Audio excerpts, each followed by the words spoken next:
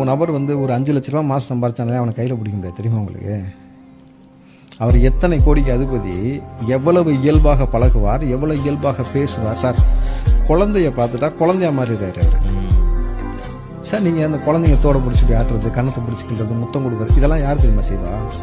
தன் பிள்ளையிடம் தகப்பனோ தாயோ செய்வாங்க. அவங்க தான் தன் பிள்ளையிடம் குழந்தையாக மாறுவாங்க. ஒரு தலைவன் இந்த குழந்தைகிட்ட பார்த்தீங்கன்னா குழந்தையாக மாறுவதற்குல அந்த தன்மை தான் வந்து மேலும் மேலும் வந்து அவரை வந்து இங்கே தலைவனாக பார்க்காம உறவாக பார்க்க ஆரம்பிச்சான். எங்கள் அண்ணன், என் புள்ள, இப்படி தானே ஒவ்வொருத்தரும். இப்போ கூட பாருங்க, எவ்வளோ பிரச்சனை நடந்த பொழுது கூட, ஐயா சாமி நீ களத்துக்கு வாயா, நாங்கள் ஓட்டு போடுறோம்.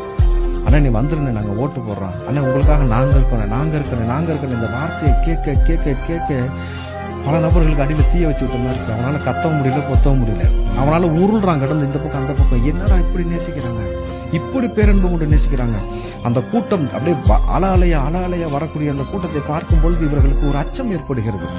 நம்ம தோத்துட்டோன்றத ஒருத்தரை வந்து கண்ணுக்கு முன்னாடி காட்டுறாரு.